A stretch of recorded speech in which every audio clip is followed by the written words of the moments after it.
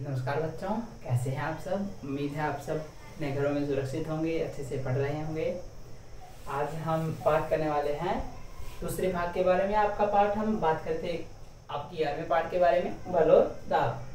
तो हम बात करते हैं आज। इससे पहले हमने बात की थी बल क्या होता है और बल कैसे चीज़ों में परिवर्तन करता है और आकृति में परिवर्तन करता है, गति में परिवर्तन करता है। आज हम बात करेंगे बल कितने प्रकार के होते हैं, जो आपके इस अध्याय में है, आपके इन क्लासेस तक के उसमें सारा आपका चैप्टर कवर होता है।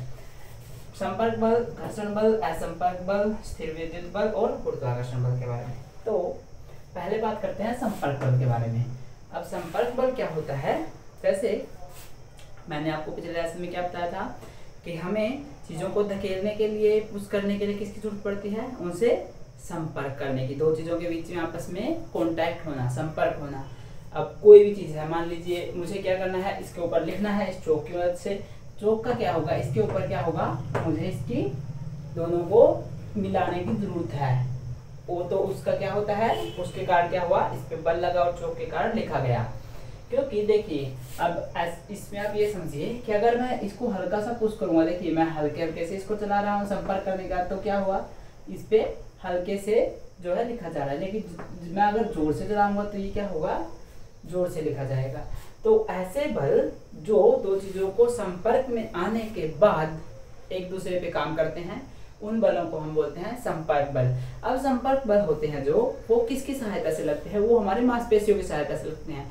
मान लीजिए मुझे किसी को मारना है तो मैं किसका यूज करूंगा, अपने इस मांसपेशी का। लात के हिसाब से मारना है या फिर कोई और तरीके से हाथों का काम करना है, किसी चीज को पुश करना है, किसी चीज को खींचना है, उन बलों का मैं यूज करते हुए अपने शरीर के किस चीज का यूज कर रहा हूँ, मांसपेशियों का। इसलिए उनको हम क्या बोलते हैं, पेशीय बल। जो हमारे संपर्क बल होते हैं उन्हें हम बोलते हैं पेशीय बल। और जो आपके जानवर हैं, जानवर जब आपकी गाड़ियों को खींचते हैं, किसी को ऊपर बैठा करके आगे तक लेके जाते हैं या कोई और काम करते हैं, वो भी यही बल का यूज करते हैं, पेशीय बल का। उसे हम बोलते हैं संपर्क बल या पेशीय बल। अब इसके बाद बात करते हैं असंपर्क बल के बारे में। असंपर्क बल जैसे चुंबक का होता है।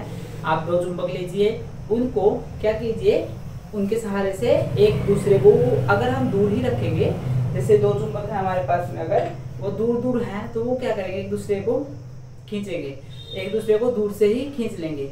वो क्या होता है, वो होता है उनका असंपर्क बल, क्योंकि उन्होंने इतनी दूरी से ही आपस में कॉन्टैक्ट बना लिया, आपस में संपर्क कर लिया, वो आपस में खींच लिए। तो उन बलों को हम बोलते हैं असंपर्क बल, जैसे कि चुंबकीय बल। और इसमें चुंबकीय बल में आपका एक स्थिर विद्युत बल भी आता है, जो भी आपके किस कैटेगरी में आता है, आपका असंपर्क बल की कैटेगरी में ही आता है। फिर वो भी जैसे अगर आप स्ट्रॉ लेंगे, स्ट्रॉ जो पाइप होती है, हर पतली सी पाइप जिसको हम कोका कोला, कैंपा वगैरह पीने के लिए यूज करते हैं, उसको आप लेंगे, उसको आप काटेंगे, दो भागों में बांट करके, एक को आप लटकाइए कहीं पर और दूसरे को आप क्या कीजिए, कागज से रफ कीजिए, कागज से रगड़िए। और फिर जब आप उसके पास लेकर के जाएंगे उसको, मान लीजिए ये आपका आधा टुकड़ा है आपका स्ट्रो का, ये दूसरा टुकड़ा है, अगर आप यहाँ पे लेकर जाएंगे तो वो दूर से ही इसके पास आएगी, दूर जाएगी, तो इस तरीके के काम होंगे। अब हुआ क्या है, जो आपने स्ट्रो कागज के ऊपर जिसको रब किया था, जिसको रगड़ा था कागज के ऊपर, उसके ऊपर क्या हो, वो आवेशित हो गई। वो क्या हुई, उसके ऊपर इलेक्ट्रॉन्स के चार्ज आ गए, जिसे हम आवेशीकरण बोलते हैं, उसका आवेशित हो गई। उसके कारण क्या हुआ, वो दूसरी स्ट्रो को जो आवेशित नहीं है उसको क्या करेगी, वो पुश करेगी या फिर खींचेगी। इसे हम बोलते हैं स्थिर विद्युत बल। इसका उदाहरण कौन सा है आपका, इसका उदाहरण आपका स्ट्रो का उदाहरण है, जो अभी आपने सुना। इसके अलावा आपका घर्षण बल होता है। घर्षण बल जैसे गेंद है, गेंद को आप फर्श के ऊपर लुढ़काइए, थोड़ी देर के लिए लुढ़केगी, वो थोड़ी देर के लिए चलेगी, उसके बाद वो अपने आप क्या करेगी, वो अपने आप रुक जाएगी। अब वो रुकेगी क्यों, क्योंकि हमने तो कोई बल नहीं लगाया, हमने तो सिर्फ उसको छोड़ा था। अब मान लीजिए कोई नाव है, नाव चलती हुई जा रही है पानी के अंदर, अगर आप उसको, जिससे हम चप्पू के साथ में उसको हम आगे की तरफ पुश करते हैं, अगर हम धकेलना बंद कर दे, थोड़ी देर जाने के बाद क्या होता है, नाव रुक जाती है। ऐसे ही आपके गाड़ी है, गाड़ी में आप चाबी निकाल दो, गाड़ी को बंद कर दो, चलती हुई गाड़ी में से चाबी निकाल दो, बंद कर दो, वो थोड़ी देर तक लुढ़केगी, फिर उसके बाद अपने आप ही बंद हो जाएगी। अब इनके कारण क्या है, देखिए, जब कोई भी चीज किसी दो वस्तुओं के संपर्क में, जिससे संपर्क करके चल रही है, जैसे हम चल रहे हैं, गेंद चल रही है फर्श के ऊपर, गाड़ियां चल रही हैं सड़क के ऊपर, वो क्या करती हैं, वो उस दोनों सतह जो होती है उसके साथ में कांटेक्ट में होती हैं, तो उनके ऊपर एक बल काम करता है जिसे हम बोलते हैं घर्षण बल। क्या बोलते हैं जिसे? घर्षण बल।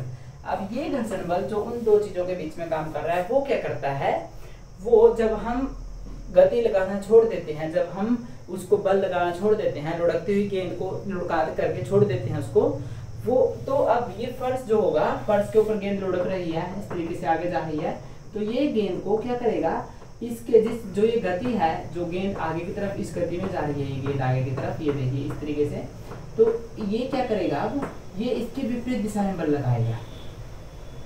एक बात हमेशा याद रखिए, घर्षण बल जो होता है वो हमेशा विपरीत दिशा में ही लगता है। अगर हम गति इस तरफ जा रही है, कोई वस्तु इस तरफ हम धकेल रहे हैं गेंद को, तो बल, घर्षण बल इस तरफ काम करेगा, इस तरफ लगेगा, तभी तो गति रुकेगी। हमने क्या पढ़ा था पहले भाग में इसके, कि जो नेट फोर्स होता है, जो कुल बल होता है, कुल बल क्या होता है, कुल बल जो होता है वो इन दोनों का क्या होता है, जोड़ होता है। अगर एक इस तरफ लग रहा है, ये प्लस का है, तो इसके विपरीत माइनस का, अगर ये प्लस का है तो ये किसका होगा, ये माइनस का होगा, और इन दोनों को जोड़ने के बाद हमें क्या पता चलेगा, कुल बल। तो जब ये इस तरफ लुढ़क रही है, ठीक है, और आपका घर्षण बल इस तरफ जा रहा है, तभी वो किस तरीके से काम करेगा, वो उसके कुल बल को क्या कर देगा, शून्य कर देगा, जीरो कर देगा। ठीक है, शून्य न्यूटन, क्या हमने बताया था, जो आपकी यूनिट होती है वो क्या होती है, न्यूटन, बल की यूनिट न्यूटन। तो इस तरीके से आपकी क्या करेगी, गेंद आपकी जो है रुक जाएगी, बिकॉज ऑफ घर्षण बल आपका विपरीत दिशा में लगा था, उल्टी दिशा में लगा था, जिस तरफ आपकी बॉल गति कर रही थी। और उसके बाद एक और बल होता है गुरुत्वाकर्षण बल, जिसके बारे में आपने सुना भी होगा। ये ऐसा बल होता है, अगर हम देखें, मैंने ये चाक लिया, चाक मैंने छोड़ा, चाक क्या करेगा, जमीन के ऊपर जाएगा, नीचे जाएगा, हमेशा चाक कभी भी ऊपर नहीं जाता, ऊपर मैं इसको ऊपर फेंक रहा हूँ, फिर से नीचे आ जा रहा है। उसका कारण क्या है, उसका कारण है कि धरती जो है किसी भी वस्तु को अपनी ओर क्या करती है, खींचती है। ये आपने सुना ही होगा। वो कौन सा बल लगाती है, वो आपका गुरुत्वाकर्षण बल लगाती है। गुरुत्वाकर्षण बल के कारण ही सेब जो आपके फल जो है सारे के सारे कहाँ पर गिरते हैं, आपके जमीन के ऊपर गिरते हैं। और इसकी खोज किसने की थी, गुरुत्वाकर्षण बल की खोज की थी न्यूटन जी ने। बहुत बड़े साइंटिस्ट थे, और उन्हें न्यूटन के कारण हम जो है उन्हीं को एक सम्मान देने के लिए हम बल की यूनिट को क्या बताते हैं, न्यूटन का यूज करते हैं। तो उन्हीं ने सबसे पहले स्टार्ट किया था, गुरुत्वाकर्षण बल की खोज की थी। तो गुरुत्वाकर्षण बल के कारण ही आप सारी चीजें आपस में, पूरा हमारा जो ब्रह्मांड है वो आपस में बंधा हुआ है। पृथ्वी सूरज के चारों तरफ चक्कर लगाती है, वो भी किसका उदाहरण है, गुरुत्वाकर्षण बल का। सूरज फिर जो हमारी आकाश गंगा है उसके चारों तरफ चक्कर लगाता है, वो भी किसका उदाहरण है, आपका गुरुत्वाकर्षण बल का। तो इस तरीके से दुनिया में, पूरी दुनिया में, ब्रह्मांड में दो वस्तुओं के बीच में हमेशा गुरुत्वाकर्षण बल लगता ही लगता है। ऐसी कोई वस्तुएं नहीं है जिनके बीच में गुरुत्वाकर्षण बल ना लगता हो। लेकिन अब जैसे हमने ये तो देख लिया, चौक नीचे गिरा था धरती के ऊपर, क्योंकि धरती ने उसको गुरुत्वाकर्षण बल के कारण अपने नीचे खींचा था। अब आप बोलेंगे कि डस्टर और इसके बीच में गुरुत्वाकर्षण बल है, तो ये आपस में, अगर हम यहाँ पर रखे हुए हैं, इन दोनों चीजों को रखे हुए हैं, तो ये आपस में पास पास क्यों नहीं जा रहे, क्योंकि जो गुरुत्वाकर्षण बल होता है वो हमेशा वस्तुओं के मास, भार पे डिपेंड करता है। जितना ज्यादा भार होगा उतना ही ज्यादा क्या करेंगी चीजें, अपने एक दूसरे की तरफ खींचेंगी। और ये भी डिपेंड करता है कि वो वस्तु जो है वो, जैसे आपके पास में तीन वस्तुएं हैं, आपके पास में क्या है, सन है हमारा, और आपकी अर्थ है, आपकी धरती है, और उसके बाद में आपका मून है। अब मून भी अर्थ के ऊपर गुरुत्वाकर्षण बल लगाता है, लेकिन जो अर्थ होती है वो सूरज के चारों ओर ही घूमती है, और मून जो होता है वो अर्थ के चारों ओर घूमता है।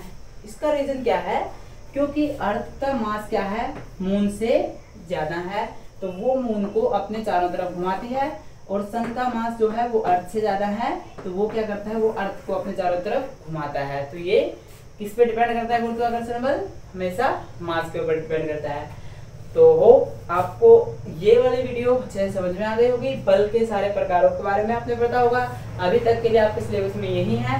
इसके अलावा आप बड़ी कक्षाओं में जाएंगे तो और भी अच्छे से और भी ज्यादा बलों के बारे में उनको सबको विस्तार पूर्वक पढ़ेंगे। तब तक के लिए बने रहिए हमारे चैनल के साथ। इसका एक और भाग है वो नेक्स्ट वीडियो में कवर करेंगे, दाब के बारे में। तब तक के लिए देखते रहिए और लाइक कीजिए। Bye bye.